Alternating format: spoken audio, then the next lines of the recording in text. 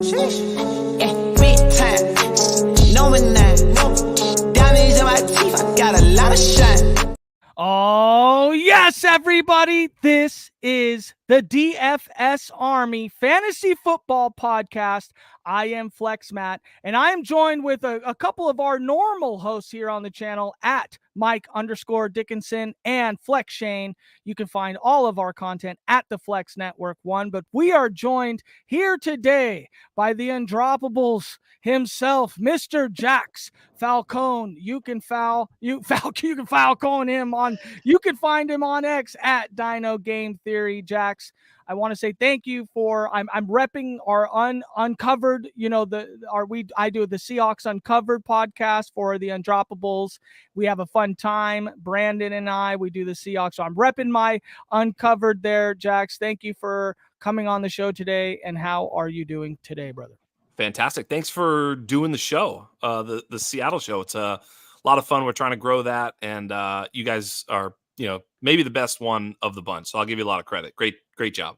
Okay, I hope the Cowboys guys heard that. I might clip that up because those guys I got a little bone to pick with, and hopefully one day we will get to join each other on the podcast. But we have a really fun time doing that, Brandon and I, and you guys have a lot of like cool, people from across everywhere covering their team, and it's great. I cover the Seahawks, and it was great for the first 3 weeks, Jax, but not the next 3 weeks. But we are here today. I had to talk to you. I had to bring you on, Jax, because the Dynasty Trade market, the Dynasty Trade values, I think that there's a time in every man's life where you come, it's like, you come to Jesus. Okay. And I think that this is the time that we need to come to Jesus about some of these Dynasty Trade values. Okay, I think the market is a little out of whack, Jax. If I just told you, Jax, do you think the Dynasty Trade market's a little out of whack? I mean, what would you just say yes to that? I mean, it's kind of tough out here a little bit. Thank you for the subscription. But Jax, what do you feel about just quick, give me your instant reaction, Dynasty Trade market. What's it like out there for you? I think it's crazy for sure. But I think I think there's a lot of different like stereotypes of players. There's pick hoarders. There's sort of there's guys who play it like DFS, where each week they're just trying to make a move to like make their team better that week. They're willing to trade anything at any time. They don't really care about long-term value. They're trying to win this year. There's other guys who are scared stiff that have a hard time making a trade. There's guys who are victim of the now, like, so victims of the moment, if you will. So there's a lot of different types of players in your league. There's morons and idiots everywhere, like literally, right? If you play in a home league, you probably have 2 or 3 guys who have no idea what they're doing, like Matt. And, sorry. But in all reality, there is, right? So you want to pick on the fish, and, so I think there's a lot of different ways to play things. And that's why just having a good understanding of the market as it is and what you think of the market, and take advantage of those inefficiencies. Mike Dickinson, love having you on the pod, my friend, but I'd like to get your instant reactions, because I think that you and I are in a ton of leagues, and I have heard you very vocal that some of these players and Dynasty players, they're sharp. I mean, Alan Seslowski's one of those guys, okay? We play Dynasty with him, and sometimes some of these trades he's been sending out to me, I'm like, what do you think this guy's worth here? Mike Dickinson, how do you feel about the Dynasty trade market right now?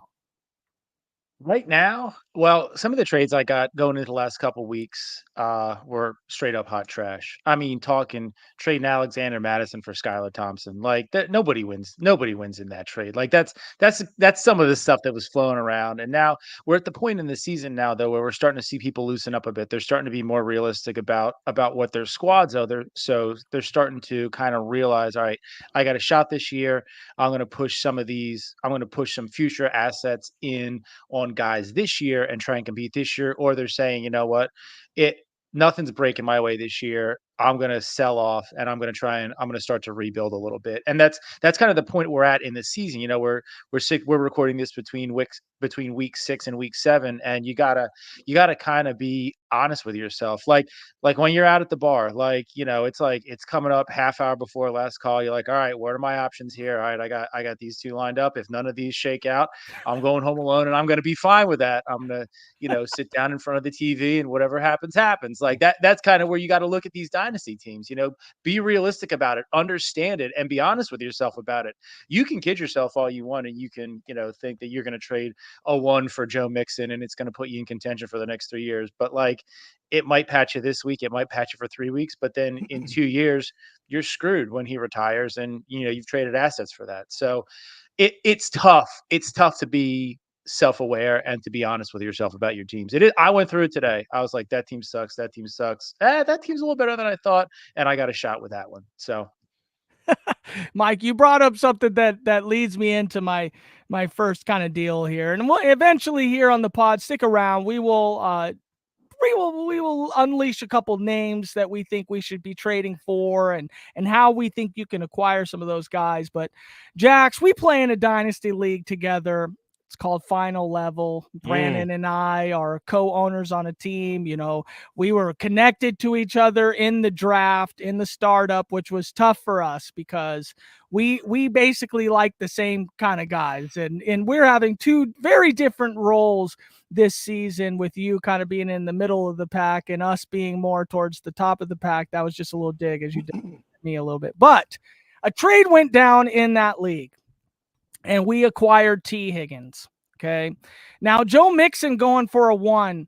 These are the guys that I reached out to, Jax. And I'll tell you what I was met with. Michael Pittman, a 1st plus. That was the asking price. That's fucking crazy. That is crazy to me.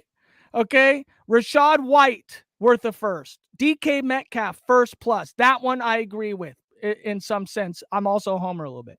George Pickens, 1st plus. Okay. Amari Cooper, 1st. Jordan Addison, Jamison Williams, Catch TMC, Devontae Adams, an injured Pacheco, an injured Cooper Kupp, Stephon Diggs, Olave, Etienne, Mixon, and James Cook, just to name a few. That if my 1st round pick was on the table, which will probably end up being an 8 to 12, okay, back half, you could not acquire those players for just a 1st rounder. In my personal opinion, Jax, and this is where we're getting into this, all of those players should be acquired for a 1st, straight up, in my opinion. No kicker. Do you feel the same? Well, here's the issue with what you're saying. So number 1, this is a 12 by 12. So it's a deep league. So everybody's playing deep rosters. So now every player has value. Nobody's got an excess. Nobody's sitting on a bench worth, of startable assets. Almost nobody. There's a lot of injuries, so it makes it really, really difficult on a lot of teams. And so all of their assets are valued higher. It's also a startup this year, so everybody's trying to win, especially early in the season. You're talking first 3 or 4 or 5 weeks of the season. Even if I'm 0-3, I don't know that I'm out of it. Who knows what's going to happen? Everybody has hope in that league. Nobody's really a super rebuilder. I think there may be one or something like that. But so ultimately what I'm getting at is, you asked me for my George Pickens, and I'm like, if I sell George Pickens, I'm done. I have to I kind of have to go a different direction, because I'm starting his ass. I'm starting, you're starting also. I'm starting Noah Fant, so in this league, when you're starting 12 by 12, you've got to really make a decision as to whether or not you're still going for it or not. And everybody's kind of going for it. It's year 1 of a pretty big buy-in. So I think that's why you're seeing, hey, you want a player that's going to make a difference for you, you got to pay up. And again, your guys' team is good, so your pick is projected to be late. Do I really want to just punt for a late 1st? No, give me some more than that, and then I'll think about it. So that's why you're getting that answer. Shane, do you feel like, even though the buy-in could be rather large for a typical league, you think that should have some bearing on player value, even if the roster's deep? I mean, if you look at it, right, top 3 are the, really the payouts that we're itching for here. And in dynasty leagues, I think we all have a pretty good taste of where we're going to finish out. I mean, we can see the stronger teams. Let's say even we're sixth or 7th or 8th, we can see the strong 5 teams, and we look at how I can compare, right? Do you think buy-in should have something to do with player value, Shane? Well, listen, if you're playing in a high value league, I'm going to assume you're, somewhat experienced in the dynasty game, right? Or at least in fantasy football. So at the end of the day, what I find is most successful, where I've been most successful with my dynasty teams, is actually that depth. Because when it's you're a month into the season, whatever, week 4, week 5, and the bye weeks haven't started yet, things are great. Injuries haven't started to pile up yet, but after you've got a couple injuries, you got a couple bye weeks, and the bye weeks go for 3/4 of the season. So if you're in a position right now and you're 2-4, right, and you look at your total points scored and you're like 9th in the league, then you're selling your assets, whether you're in a $50 league or you're in a $5,000 league, right? Like at that point, you have to make a decision. But I always say, like, listen, don't join any leagues unless you can afford to lose that money, because chances are you're probably not going to cash in that specific league, right? So no, I don't think buy-in necessarily plays into it. Now, buy-in plays into the amount of attention I spend. If I'm in a $5,000 league or $350 league, I'm going to be spending a lot more time looking at other rosters, evaluating my roster, and making decisions based on that than, say, if I'm in a $50 league, which is, a little bit fun, a little bit more casual. I'm also a lot more laissez-faire in terms of my trades. I'll say kind of, decaf. I don't give a fuck. I'm going to trade these players because I want to go for it, right? Laissez-faire. Whereas you might be a little bit more conservative. Yeah. The problem with being conservative in fantasy football is you're going to finish on the bubble every single season. At some point, you got to go all in. And if that means selling a 2-for-1 and getting a high-end asset like I don't know, like an Amon St. Brown, who I sold out for a few years ago in one of my leagues. And if you don't win that year because you sold a bunch of your depth, you kind of hooped. So I would say it depends, Matt, but it really depends on more how much time I'm investing in a league versus that. Like, Jax, let me ask you a question. Like, how many dynasty leagues you in? 25 or something like that. But before I answer that Go question, ahead, Jax. I saw you wanted. Check this out. The 11th place team is 3-9. Which, you get the victory points too, or whatever, against the mean. 3-9, 6th place is 6-6. So he's right there. Not only that, but the 11th place team has 881 points. The 5th place team, 892. So they're right there, man. So 11th place team in this league doesn't feel like he's cooked. He doesn't think I'm screwed. My team is a complete rebuild. I need to sell and get out of here. He's thinking, dude, if I win a couple weeks in a row, if I go 4-0, meaning in the next 2 weeks, I go 4-0. I win both against the mean and against my opponent. I could be right back in this thing. I really need to kind of play both sides. You're not going to see teams making big moves to rebuild or let's say fuck it in this league again when the money's on the line. Because again, if I can squeeze my way into the playoffs, I win a couple weeks in a row, I make money. So ultimately, at the end of the day, that's why you're seeing this in this particular league. I think I see a lot more like flippant sells when the league's been going for a while. I was in a league. I'm in another league where this morning Joe Mixon sold for a first, and then immediately after, the same owner bought DeAndre Swift for a first as well. So he spent 2 firsts on Mixon and Swift, which more power to you. You know what I'm saying? So I feel like that type of stuff happens a little bit more once the league is like he's one of the top 3 or 4 teams, and it's almost for sure. So he's just trying to take out the big dog, who just happens to be me in that league. But he's going for the top 2 or 3 teams, and he's trying to attack them with I guess Joe Mixon and DeAndre Swift. Good luck. Right, and yeah, I totally hear that. Real quick, just a really quick comment on that. I think one of the things you mentioned was league median, Jax. Yeah. And I think when you're going for it, what's really important is understanding your league rules, right? So we're in a league together where, not with yourself, Jax, but with these gentlemen, where 6th place, so that last spot to get into the playoffs, is based off points. So if you're not top 1 to 5, the most points gets that 6th spot. For I run 2 leagues years like in a row. Too. Yeah. For 2 years in a row, that 6th spot won the league. Last year and the year before that was Flex Matt. So there you go. Like, you got to get into the dance. So it depends on your rules as well. That's a great point, because there's my point is like, so sometimes some leagues, like Matt said, like there's like 3 or 4 tankers and 3 or 4 juggernauts and then a couple in the middle. In this case, there are some pretty good teams. I'll grant you that. Like I forget who it is in first place, whatever. But it's not an infallible team. It's not like, oh, dude, what are we going to do against that team? It's just it's running hot. It's a good team, but I'd say there's 10 teams that could beat them for sure. Like, it's not like these teams have no chance, especially injuries, hot streaks, etc. So yeah, I think everybody's in it. And then you can use your pick maybe to sort of seal a victory. But I think guys are afraid to either sell or buy, and that's why prices are high. That's exactly it, Jackson. That's where I kind of wanted to nestle in a little bit. Is I think the Dynasty trade and just the trade, just the state could be in redraft, could be anywhere. I think people are afraid to pull the trigger. Sure. And then it gets them in a space where, oh no, Brandon Ayuk should be 2 first rounders. It's like, well, let me look at like the idea of who I'm trading for this first rounder. So you're telling me it's going to be Quinshon Judkins and Shedeur Sanders for Brandon Ayuk. That doesn't make any sense to me. No matter even what the player is. It's like, it's sometimes if people I can't start that first round pick in my lineup. No, you right? can't. I'm trying to win. So you're forcing me by saying, hey man, I want to buy so-and-so. You're like, basically, hey, you should be rebuilding. So it's like, fuck me. I don't want to be rebuilding. Don't tell me what I got to do here. That's the message. Like, I did a startup this past year and the team's 0-6 now. And the guy offered me basically a huge deal for Olave early on. And I was like, I got to take it. I took the deal and thank God, because it was great.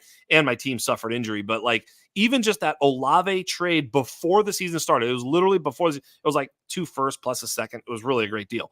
Point being, going into the season, we had high hopes for Olave. I was like, I don't want to sell him. So long story short is he forced me to really rethink my whole plan. It was a startup. I'm not looking to rebuild, but now I have like 3 or 4 first round picks. I sold some other things and I just changed course, but he made me do it. You know what I mean? Like, you just tried to argue to me that was a bad thing. Like, that guy forced you into a rebuild and you actually profited off of it. It's good. It's fine. I'm saying, but sometimes but my point is when I was in that moment, I didn't want to do it. Right. I'm like, dude, I haven't even competed with this team. It might be good. Like, who knows, And of course it ended up not being as good as it needed to be. Plus I lost some play, whatever. Long story short is it all worked out. But that moment where someone forces you to do that, it's like, wait, I'm selling like my first round or second round or third round startup pick. I haven't even played yet. We're 2 weeks in, 3 weeks in. I think as you see this league, even the final level that you're talking about, I think you're going to see as teams start to separate themselves a little bit more, people will be way more aggressive and will be way more easy to get off certain players for draft picks. It'll happen here. And I think it's happening. I saw it happen. 3 first round picks were traded in my leagues this morning. Like this morning, I was like, boom, boom, boom. And within like an hour, different leagues, first round picks were being moved for various players. Even the 101 was moved in a ghastly trade. But this happens, and this starts to become a little looser at this time of year. Hey, Mike. So do you think that maybe Jax is right in that maybe near or a little bit further into the year, instead of week 6, maybe get to week 8 or week 9, the prices start to soften a little bit as these middling teams actually end up kind of herring one way or the other? Or do you think that these people are too attached to their teams and they get a little attached to some of these players and they end up not wanting to off them because, Joe Mixon has been doing good for them this year, but they're a 4-6 team and you might as well try to hop out of there for a first rounder, Mike? I think you get to the point where you're basically buying a range of outcomes, right? So like if you move Mixon for a one right now, Mixon could end up being top end RB1 for the rest of the year, and you can end up winning the league, and that first round pick is back end is like 10, 11, 12, somewhere around there.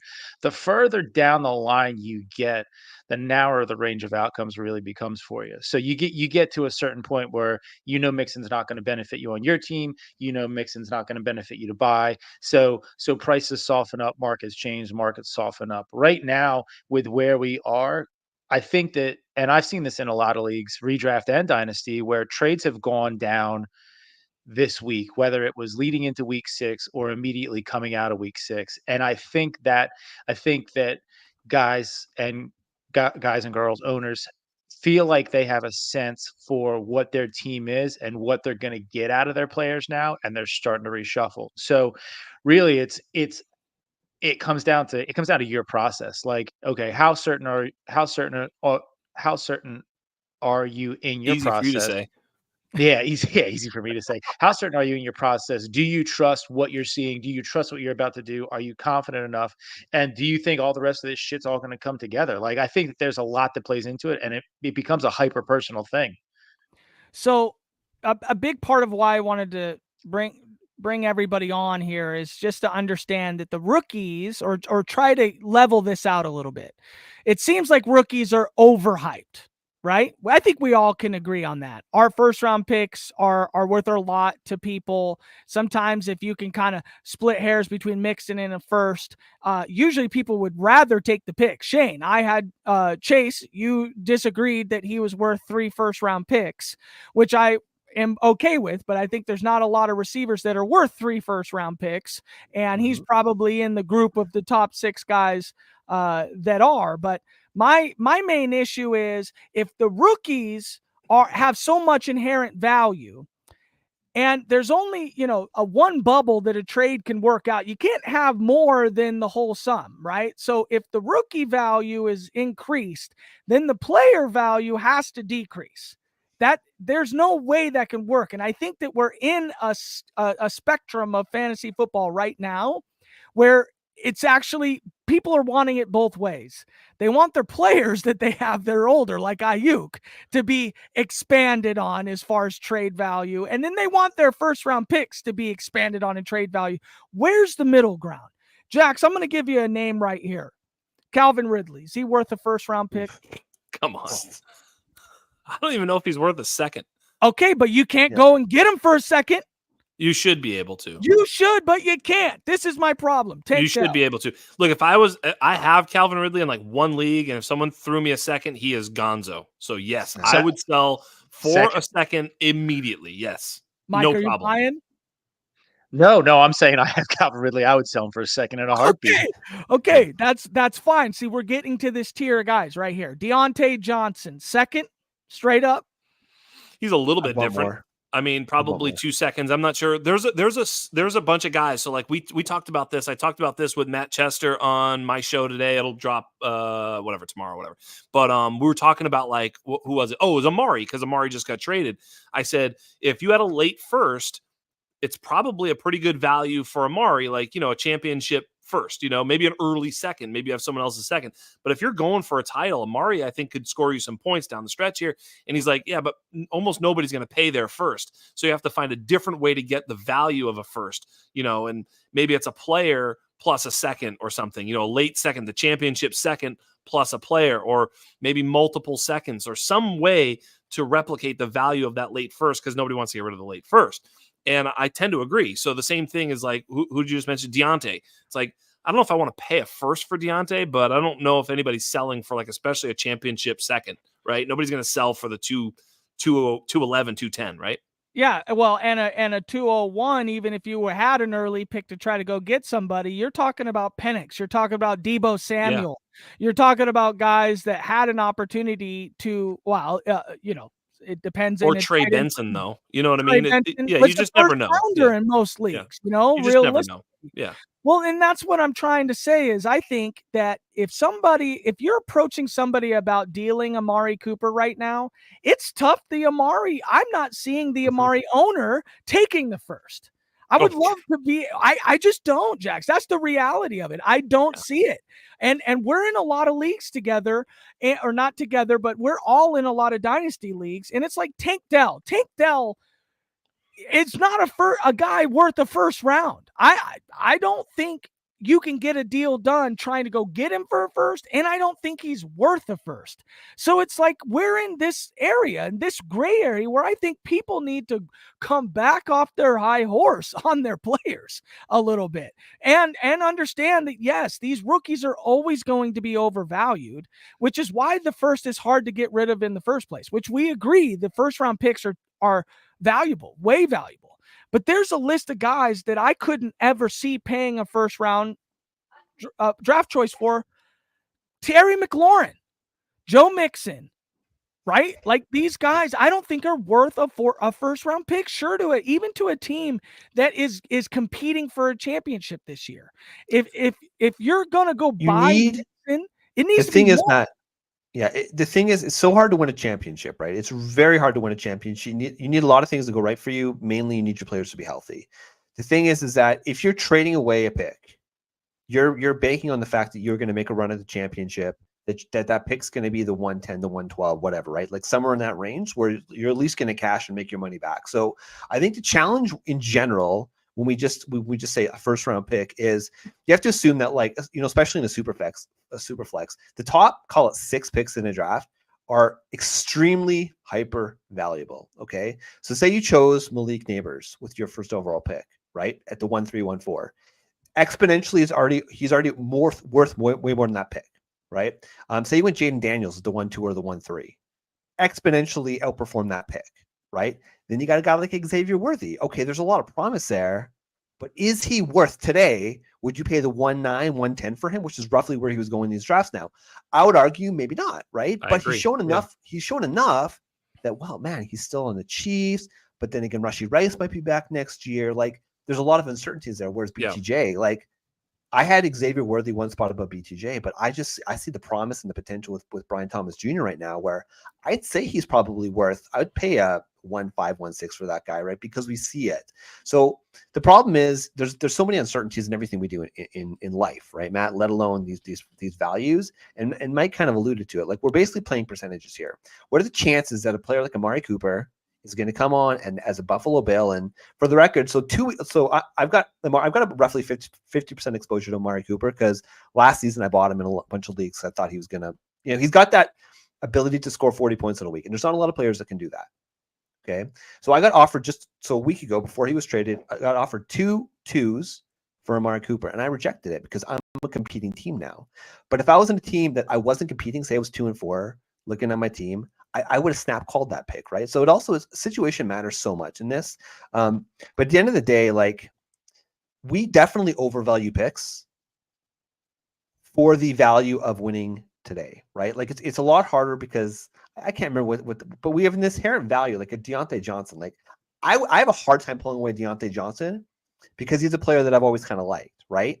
But Mike might say, Deontay Johnson, he's just another player, just an asset on my team. So his value for that player might be a little bit different. But well, not to mention you drafted the player at the value you agreed to your own self you thought he was worth. So if you had Xavier Worthy, but we are agreeing that we don't think he's worth a first, but the guy who drafted him ain't trading him away for a first. I mean, go ahead. But I'll tell you, but these things are fluid, because you look at, like, Xavier Worthy's a nice example, because he, was a certain type of player. Then he gets drafted to the Chiefs. Now he's a certain first round player. Like, before the NFL draft, he was not a first round pick in rookie drafts, right?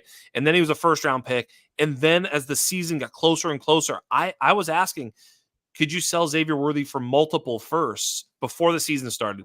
And it was like, I think so. And I was like, I think that's a sell. And a lot of people are like, oh, dude, but the thing and the Tyreek Hill, he's going to be so good. And I don't know if I'd take 2 seconds, was the conversation we had on the show. And now you're talking, he's not worth a late first. And I agree with all that. So the point is Xavier Worthy isn't a static value. His value changes moment to moment, before the NFL draft, after the NFL draft, leading up to the season. Once Marquise Brown is hurt, then Rashee Rice is hurt. He spiked again. And so all these things have influence on the value. You have to pick and choose when is the best time. Look, if I didn't really have any Xavier Worthy, to be honest with you, I think I'm 0 shares, 0 cares. But the point of the matter is, it's not that I didn't like him, but I just didn't have it. But I would have, if I'd have sold him for those multiple first before opening day, how good would you feel now? Right. You'd be like, dude. But if he turned into Tyreek Hill, you'd be like, what a donkey. You're a fucking donkey. You had Tyreek Hill on your team. You just let him walk away for 2 late first, you loser, right? So you just never know. And that's where the fear comes in, because if you've never seen a guy play, it's very, very difficult. So all these things happen. But I will also say one other thing happens is the calendar turns over. And that's what I'm talking about. As we get closer now, guys are like, F them picks, right? How many times have we said that? It's like, dude, I'm going to win the money fuck my picks, bro. Let's go. So once guys get a little excited for that, now all of a sudden George Pickens becomes worth more money, especially if he gets Russell Wilson this week and he goes up. That's what I'm hoping. And I was going to sell him to you right now, Matt. I went to my phone and I was going to send you an offer for George Pickens, but I looked at your team. 0 first-round picks. You have nothing, dude. You're okay. So you just described me and Brandon, which we went all in. Yeah, and it's pretty. I don't need to spend all the time talking about our great team over here, but we are literally down like 3-star players, and it's still one of the top teams in the league. And like I said, high money league, top dollar wins, and we went in. We want to win now, and we're trying to find ways. And it started this in me when we tried to acquire T. Higgins, and it was like, wow, the asking price for a guy who's never been a wide receiver one in his entire life, okay, may not ever be one, old, coming off injury, was just, and then you look at the equivalent value. And I understand the idea that we are a team, and I know that all dynasty values change depending on, Do you think you paid too much for T. Higgins? I think we got out of it okay, but that's right you did. You paid a 26 first and 2/3, and you're a team that's at the top of the standings. You paid nothing for him, so here you are complaining, flapping your gums, and you got off cheap. Yeah, so I don't want to hear any more complaining from the top left of this damn. Okay, hey, for the record, Mike Jackie, and Shane, can I get some back for the record? Here? This guy might fleece somebody, and he'll still complain that he gave away too little. I'm starting to get hip to his game. Okay, this is not the real truth here, but Mike Dickinson, tell me why Swift is not worth a first-round pick. DeAndre Swift? Yeah.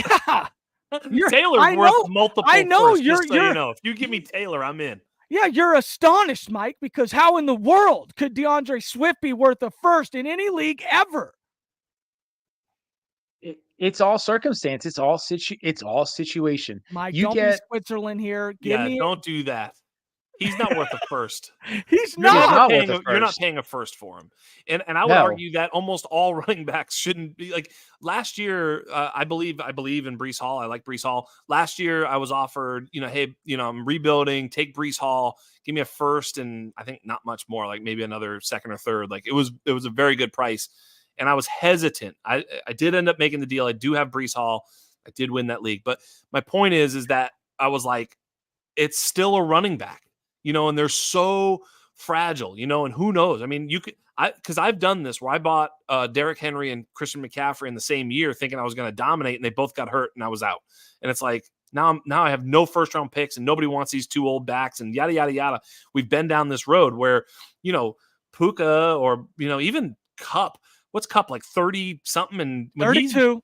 You could almost sell him for a first round pick before some of these, it's incredible. So these wide receivers hang on tight, whereas the running backs here today, gone tomorrow. So it's a little bit scarier buying running backs. I'd rather just sort of, come upon them rather than, because you could have had Swift for nothing at some point. So, if you can get a bunch of running backs on the cheap and then somehow, some way, one of them finds his way into your starting lineup. To Jordan be clear, Mason, I would Tyrone never Tracy, Ray Davis. Yes. Sorry, Mike. No, you're right on. To be clear, I would never pay a first for Swift, but I bet in every single league I'm in, I could find an owner who would pay a first for Swift. Yeah, his name would be Shane Sealy. Get the fuck out of here, Shane. But this is what I'm trying to say, Jax. Like, people are overvaluing some of their players, unwilling to make good deals, which is fine. Because some of these guys that are holding on to these picks, they end up making they end up making like the worst trades in the world. And just because you come knocking on the door with, a 2 for Deontay Johnson, they feel disrespected. They're like, how in the world? He was never go for a 2. Yeah. And so these are guys that I think should go for a second round pick. Tank Dell, Stephon Diggs, Quentin Johnston should go for a 2. A 2? I think a 2. You think more? What? I think he's played well. Quentin Johnston? I'm just saying. You couldn't buy him for a 3. That's what I'm saying. I mean, I would sell him for a 4th. Get out of here. You Jax, I want to play him more. Hell no. To the no. Yeah, to the no. Hell to the no. Jax, I want to play more leagues with you. Not my comments. Okay, I got to play in more leagues with you because you seem like a fair trader. I'm telling you, these guys are not letting. Yes, these guys are not letting you off the hook. I would love to sell you Quentin Johnston for a second. What about Christian Kirk? This is what I'm trying to say. This list maybe a 2-3 swap. Okay, this list I had was not necessarily guys I would pay a 2 for. They are guys that I'm trying to acquire maybe for a 3 or plus, and guys are saying no, a 2. That's what I'm saying. I'm not saying Quentin Johnston. I'm going to go out there and buy him for a 2, but it's tough to get him for a 3. Like, what are we doing here? Another guy, Keenan Allen. I've been told some people are like, firsts, give me a first for him. Fuck you. I'm not giving you shit for Keenan Allen. No. Right? Yeah. Okay, no. So guys that should be bought with a 3rd round pick that you cannot buy for a 3rd. Shakir. Okay? I think if I give somebody a 3, they should say yes, but you can't get him for a 3. Right. Christian Watson for a 3. Romeo Dobbs. Wicks. Well, give me Christian Watson is I value him above Quentin Johnston.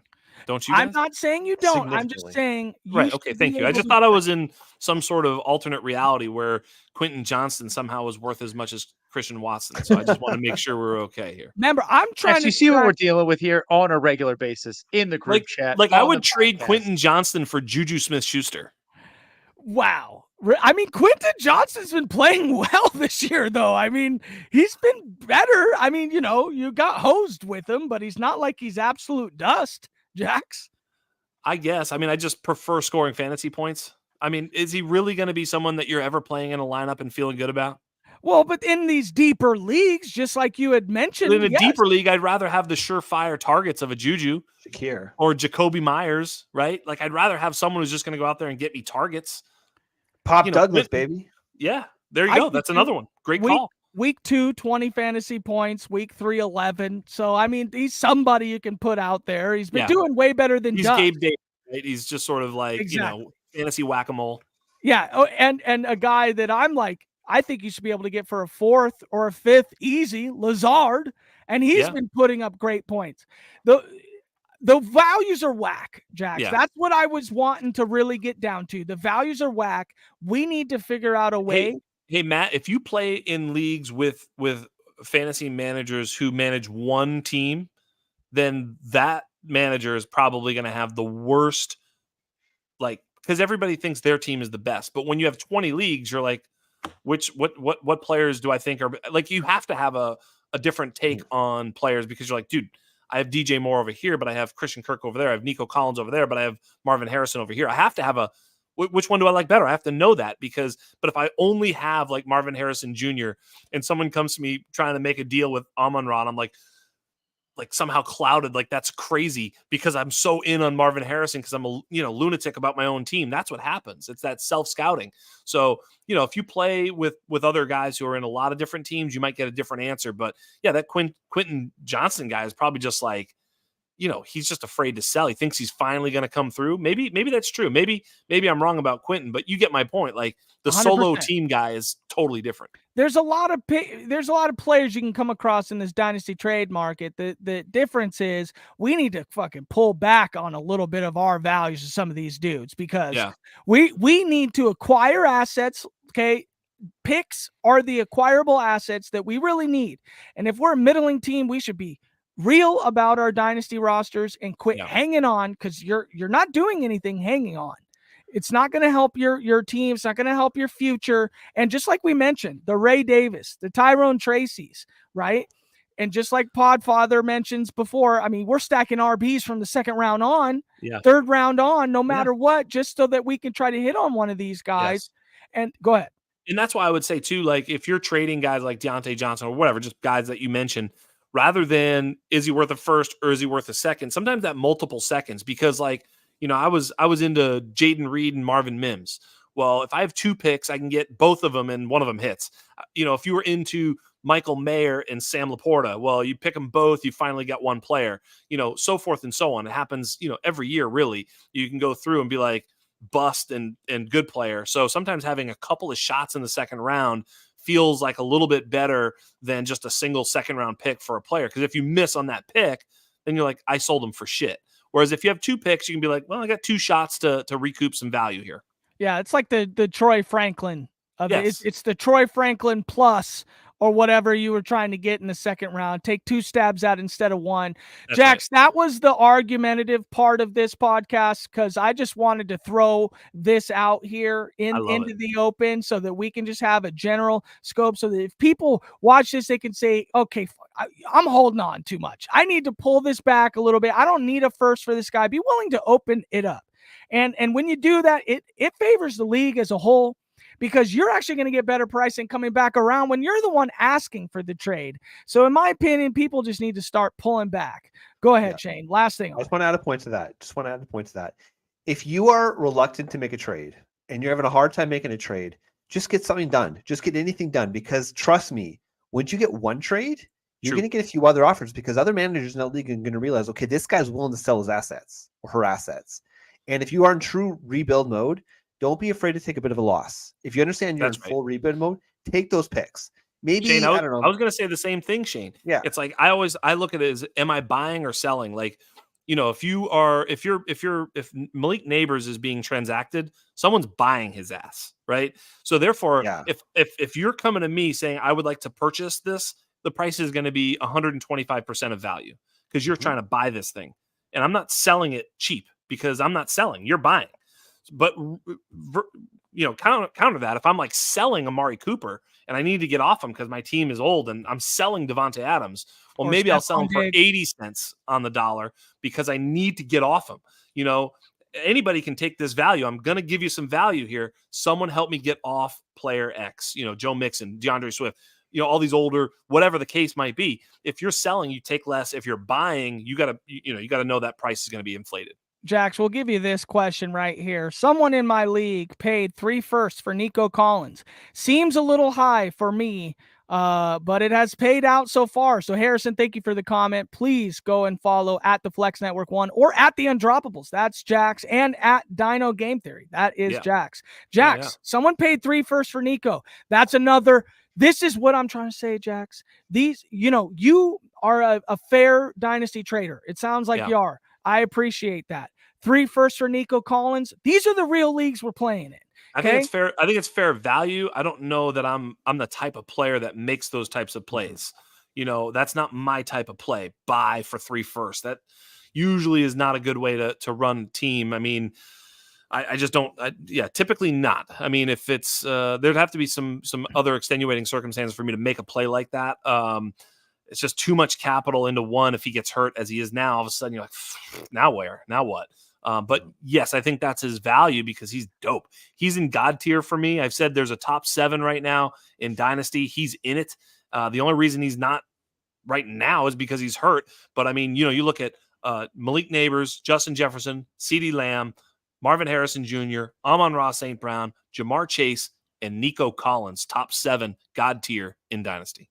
Well, Jax, this is the problem with what you said here that I have, and it's a friendly problem because you agreed that 3 firsts was the proper, freaking level for Nico Collins. Absolutely not. You're going to sell Marvin Harrison Jr. for 2 firsts, just 2 random firsts?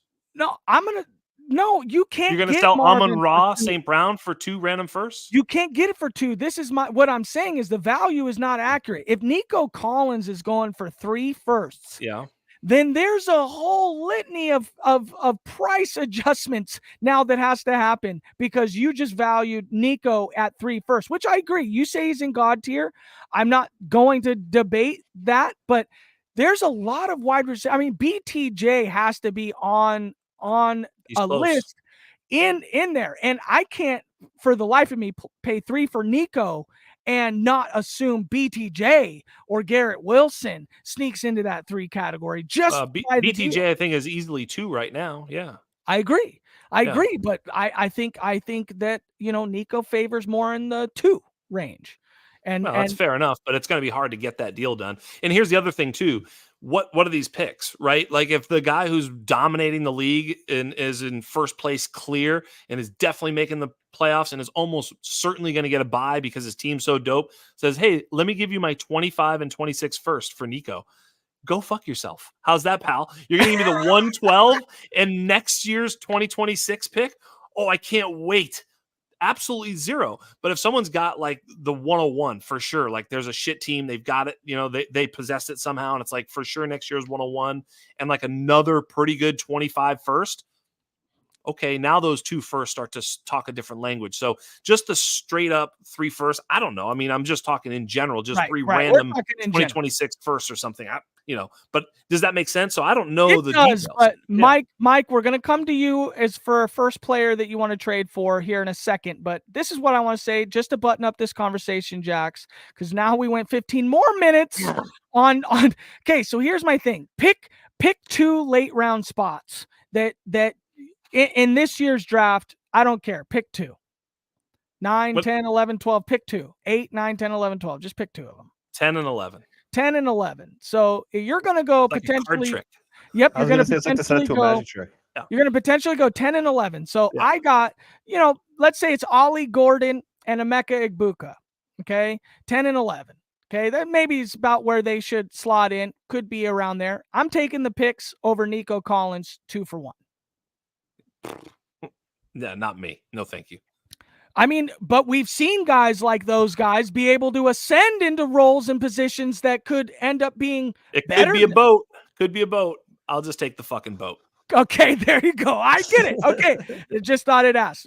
Yeah. Mike, we got a couple players that we'd like to trade for. Dynasty, redraft. It's non-selective. Tell me about one of the guys that you want to trade for right now. So here's a guy I want to trade for in Dynasty and in redraft.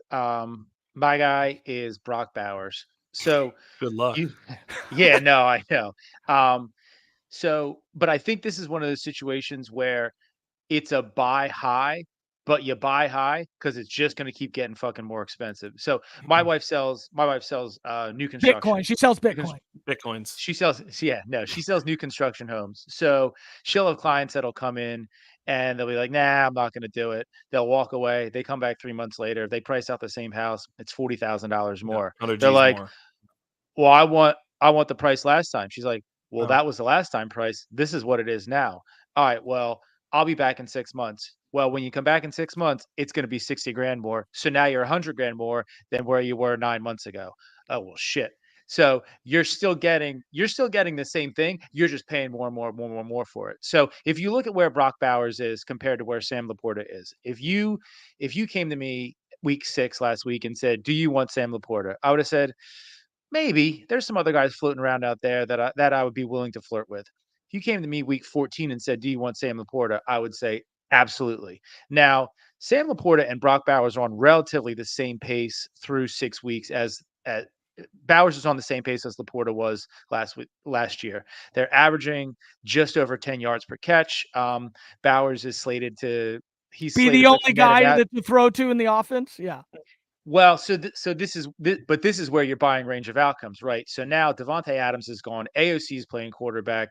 Jacoby Myers might be hurt, might not be hurt. Now you game plan for Bowers. You see what kind of athlete he is. So he's going to be cheaper now. He's cheaper now than he's going to be in 3 weeks, then he's going to be in 6 weeks, then he's going to be in 8 weeks. But and he's going to be expensive now, but I'm buying him now. I want him in redraft and I want him in Dynasty wherever I can get him.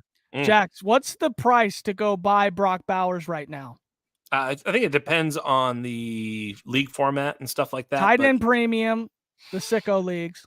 Yeah, I mean he's as expensive as that. I would put him in a super tight end premium. He's right up there with some of these elite players, the god tier I just mentioned. I think I made a tweet today. The tight end tiers, and the first tier was all the gold in the world. That was the first tier, all the gold in the world. Do you know who's in that tier? Brock Bowers. So yeah, so I mean, I literally tweeted that today. That's the tier. Brock Bowers, all the gold in the world, then young and elite Trey McBride and Sam Laporta. Like he's in his own tier. He is absolutely there in Dynasty. I had sent a tweet the other day too. He's averaging. He's 2.23 yards per. Yards per route run. Sorry, I was thinking of targets per route run. Yards per route run 2.23, which is basically prime Kittle. Only none of these tight ends do that. He's a unicorn. He's that good. So I agree with Mike here to do whatever you can to get Brock Bowers. So yeah, absolutely. Yes, awesome. my goal is to use Mike to bring you over to the dark side. Shane, what is a guy that you will go out and trade for right now, redraft or dynasty? Yeah, so we've talked about actually a couple of my players already in the show that I think are worth the go and buying, and I think that Amari Cooper, if you can send 2 2s for that guy, that's a great player. But we kind of mentioned him on the show already. But I think Brian Thomas Jr. his stock is going to continue to rise, and I think it's going to be a steady rise. Now we've seen flashes of it, and it's funny. So we do a start sit show every week, Jax, on Saturday mornings. And I'd say probably, Mike, you'd agree, the player that we were asked about the most, of course, this week, Brian Thomas Jr., let us down this week, wasn't the greatest week. But you just look at how it works. And I mean, if Brian Thomas was a Giant, he would be unbuyable at this point. Like, you couldn't even get him off somebody's team, right? But the fact that he's still a Jaguar, the fact that he's still been up and down, he hasn't been consistent, like, there's still an opportunity to go and buy this guy. Now, what you're going to have to pay, I would say you're probably going to have to pay a first-round pick plus a player. Right. So like a middling player, somebody that could potentially be starter. But I was thinking like a first plus, say, like a Mike Evans. Right. So say you're not contending this year, I would be comfortable trading away a player like a Mike Evans, or trading a player like an Amari Cooper plus a first to get a guy like Brian Thomas Jr. on my team. Those are the types of plays you need to make long term. Now, if you were competing this year, then maybe it's not the best trade for you. Because an Amari Cooper, a Mike Evans, these guys are going to probably produce more fantasy points this season. But next year, in the next 2 to 3 years, absolutely, Brian Thomas Jr.'s stock is going to continue to just tick, tick, tick, tick, tick. And he's going to be one of these guys where maybe, Jax, he'll enter your God tier. Because we look at what Trevor Lawrence does great, the deep ball. We look at what Brian Thomas Jr. does magnificently, and it's the deep ball. So you put those two together, you want to refine out his intermediate and short game a little bit more. Just make him become a target hog. And the thing that I worry about is Evan Ingram. We saw he got 10 receptions this week and absolutely just destroyed in your tight end premium leagues. So a player like that is still going to garner a lot of targets. You see a player like Christian Kirk still going to garner a lot of targets. These guys are getting old though. And a guy like Evan Ingram, he's constantly dealing with injuries already. So in a year or two, those guys aren't going to be viable plays. Brian Thomas Jr. will continue to be. The man is still young. He's 21. Yeah, he just turned 22. He just turned 22. Yep. So he's a young man. I'd say I'm like Mike, man. Young player. Go out, buy these guys. We've seen just enough to know these guys can be great in this league. So go and buy them. Jax, do you feel like a one and a Mike Evans is going to get it done for Brian Thomas Jr.? Not right now. I think like if you're holding, here's the thing. You got the most questions about Brian Thomas Jr. because everybody's so friggin' excited about him. Yeah. So if you're holding Brian Thomas Jr., it's so hard to pry him away from somebody. That's true. Yeah. So, I mean, that's the only pushback I have on that. I think I would actually sell Brian Thomas Jr. at his current price because you could probably sell for like Garrett Wilson in a pick or something. You know, you could sell for these types of players. I mean, you could sell for Puka probably plus, right? So, you know, you can sell for other really, really, you know, sort of dominant high-end wide receivers plus, maybe even plus a first in some situations. I'm not sure where the Brian Thomas Jr. for player plus a first. I'm not sure what the best player you could get, but it's probably a pretty friggin' good player. So yeah, I don't think Mike Evans is where that is. I think it's closer to Rashee Rice and players like that. Like, I think it's really, I do, dude. That's dude, tough, Brian though, Thomas Jr., I think most people think he's a top 10 dynasty wide receiver right now. You know, when you ask me players that I'm buying, for me, it's like, I look at what just happened with Tyrone Tracy, you know, all these running backs. I'm looking at Blake Corum, Trey Benson, all the guys that are still below the radar that you can still acquire because they haven't shown. Ray Davis is impossible to get right now. Tyrone Tracy, impossible to get right now. All these guys are, you know, Irving, right? You know, Bucky Irving. All these guys are really difficult to get because they're starting to show. Well, what happens if, you know, James Conner gets a little sprained ankle? We're going to see Trey Benson all over the place. And then all of a sudden he's worth a first. Well, you could probably I did get him as a throw-in in a bigger trade because, you know, someone was buying a player from me. And I said, all right, well, if you're buying, then we're going to have to add a few little things. And Trey Benson was the sort of throw-in to that deal. These are the types of players. Corum, all these guys, add them right now because as soon as they play, it's too hard to get them. Yeah, and I would even argue that they're near impossible to get still. I mean, Blake Corum, people are like, you have to come to the table with a Blake Corum. A little bit more nervous about this, though. Like That's Ronnie true. Rivers playing ahead of him. Like guys get fickle. They're like, you know what, maybe he's not that. Like, you know, Kamani Vidal was a good buy all the way up until this past week. Like literally. Like he was a good buy because people are like, I paid a third. If I could cash out for a future third, I'll probably do it. Like, you know, you could do it. So what you're saying, and I think that what we are all trying to say is buy the RBs that are later round guys, buy the potential dip, even if you have to overpay a little bit for them, because most of these guys are fourth round picks. So hey, let me go buy him for Dylan Lobby. We sold Dylan Lobby for a third when we got an offer. Brandon goes, should I smash accept? I go, smash accept. He goes, thank God we were on the same plane, because even if he ends up getting to where he could be, what's his max value? A second, something like that, right? So we want to try. Lobby's a little different. I don't think I view him as a guy who's going to be a real back. Like, you know, I'm talking about real handcuffs. Like Benson, if something happens, he's a real player. If Kyron gets hurt, they're going to put Corum in there. Like they spent real capital. Lobby was what, a 6th round pick?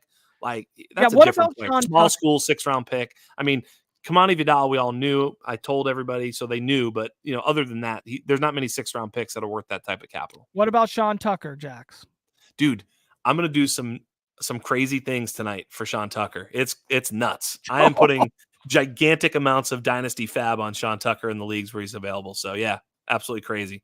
Yeah, he's my guy from a couple of years ago. I truthered out on him. He's on the bottom of almost all of our benches because all these guys took him from me because I loved him so much. And obviously he was, you know, a lot of people's RB1s or 2s pre-injury or pre-defect.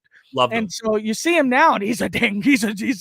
He's who we thought he was, right? Yeah, he's good at this. Now, what do you think about Bucky? I mean, there's the 3-headed spear right there. Rashad White can't be bought for it can't be over a 2 at this point. Am I correct? God, right. Of course. I mean, that's the thing is like, you know, Rashad White's going to be the buy right now, right? Because it's like everybody's so sour on him. I think Sean Tucker in like redraft, I'm a little less excited just because it's a 3-headed monster and I'm not so sure he just like takes over or whatever.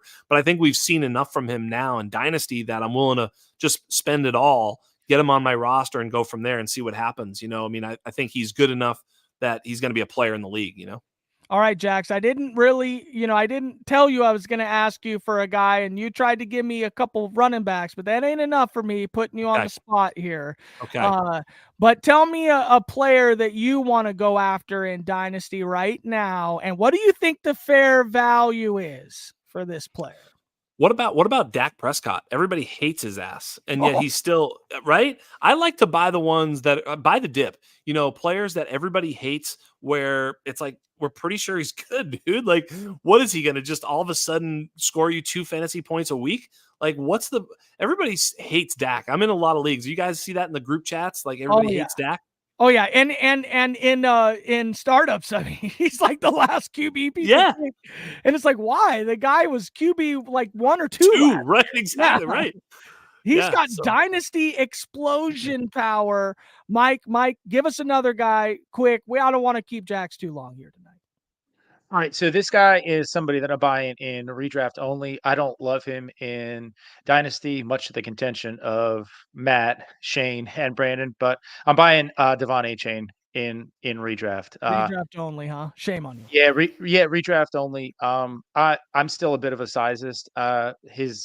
Him being undersized scares me a little bit. I think there's a level of fragility to that offense. We've kind of. I would just tell you before you continue. I would just tell you that if you only like him in redraft, then buy him in Dynasty, because if you're saying that he's going to have a big year this year, you can ride out the redraft of 2024 and then sell him for more than you paid at the end of the year when he's performing. Absolute science. Thank you. No, I like that. I like that. Yeah, Dynasty Game Theory 101. Yeah. Yeah, true. So anyway, I don't know. I don't have him anywhere. He was going too early for me, but I think that, you know, with where he's gotten to now, I've been throwing out, I haven't gotten him yet, but I've been throwing out some low end wide receiver 2, high end wide receiver 3s. And then I've been trying to sweeten it up a little bit. Have you got him anywhere? I haven't gotten him anywhere yet. And I will say, I will qualify this. Prior to this year, I've been the hyper conservative player that Shane talks about, where hesitant to do trades. And this year, I kind of changed my strategy in draft, changed my strategy in season management, and now I'm saying fuck it. I just sent out a bunch of trades today, and I'm going to try and redo my teams, rebrand them through trading. So I would just say it's kind of the first one one I'm rolling on. One of the biggest hacks is trading for and in and around injured players, because it's like, I made a big trade. I don't remember exactly. I can bring it up if anybody gives a shit. But like, I made a big trade for Rashee Rice, and I had Marvin Harrison Jr. And I'm a complete rebuilder. And I gave up Marvin Harrison, got Rashee plus, of course, and it's because I don't really care about the points this year. So I'm looking to get. I'm okay with the injured player. I don't care if he plays another down this year, as long as at some point in the future he comes back. I mean, obviously that, I guess, is a risk, but whatever. There's risk in all this. So yeah, I think you like Puka, McCaffrey right now. There's certain players that you can sort of use the injury to seed value and to get value. So yeah, I mean, JJ McCarthy is another one. Like, I think JJ McCarthy is an interesting buy. If you can, because here's the thing, like at the start of next year, we're pretty sure. I mean, I know Sam is making a case for that job, but I just don't think they're going to do it. I think they're going to bring JJ McCarthy. He's going to be the starting quarterback week 1 for Minnesota. And clearly in that offense, like Josh Dobbs and, all these other shitbags that did well, plus, resurrecting Sam Darnold's career, it'd be really hard to imagine that JJ is just going to, fail there. So I think he's a player that you can trade for, this year. What does it cost? Probably not a ton, right? Or at least value, because I think a lot of these players did get drafted for first-round picks. Yeah. I mean, Penix ended up in the 110, 111 spot. So if you had the 110, 111 this year, especially if you didn't love the QB class this year, that's an absolute way to go, because you want to go back and grab JJ, Penix, who are really good prospects, or prospects that I really liked.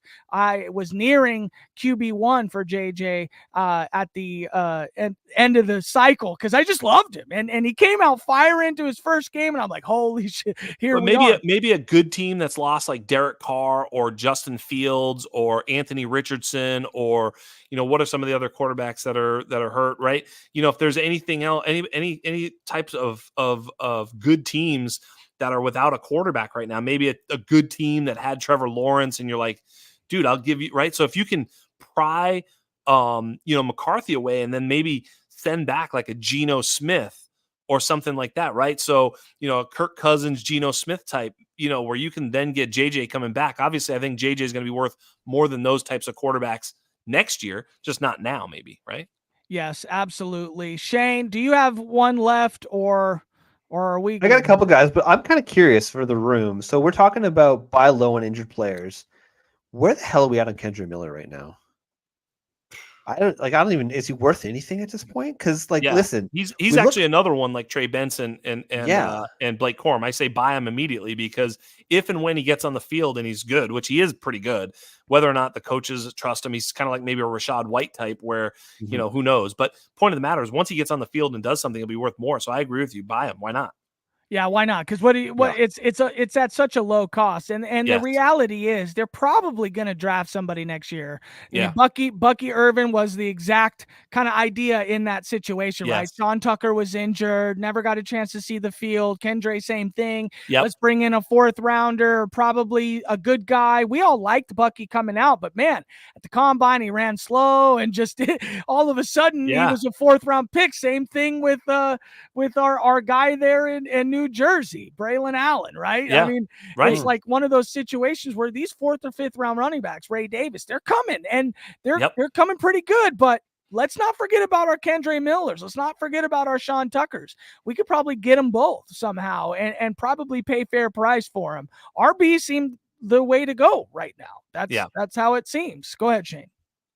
Well, it's funny you talk about that. So, like, if you're competing, there's a bunch of running backs out there that might have just a little bit of stink on them, whether or not it's because of what happened last year, or it's because so far this season it hasn't quite looked fantastic. But a few players that you could probably buy low on right now, or buy at value that might be worth it to get you through this season: Tony Pollard, He lost a lot of that shine after Yep. last year, right?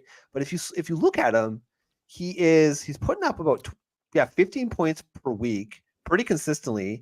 And even when Tajay Spears was healthy, because he's got the injury right now, Tony Pollard was out snapping him pretty much 60-40 at least, right? So I believe the Tennessee Titans aren't as bad as they have appeared to be. You know, talking about Calvin Ridley, I wouldn't pay for him because I've never been a Calvin Ridley guy, but maybe he's a buy low. But so Tony Pollard is a guy that you can buy low on. Ramondre Stevenson, he's interesting. Jax, you're another Patriots fan. This is a player where if you watch the games, he had the usage, okay? And there's this narrative out there that one of the reasons that he might get benched or put behind Antonio Gibson is because of the fumbling issues.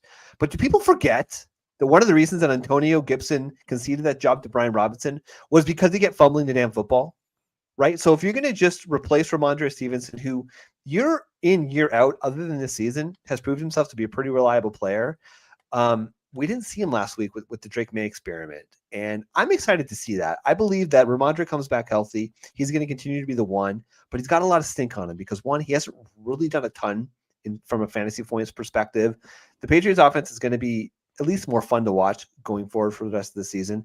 I believe he's going to continue to handle the ball on the ground in and above Antonio Gibson. And even though AG probably is, third down passing back, they're not afraid to get Ramondre the ball through the air. So that's another player that I'm totally cool going in on. And then J.K. Dobbins, another player I like, but he's one of these guys where to purchase him off a team, you're probably gonna have to overpay a little bit, probably a couple twos, and he might get injured next week. So is it worth risking that? I'm not sure I'm quite there on it yet, but if you can get a 2 straight up for J.K. Dobbins, I think I'd pay that for J.K. What about even stinkier, like Rico Dowdle or like Kareem Hunt?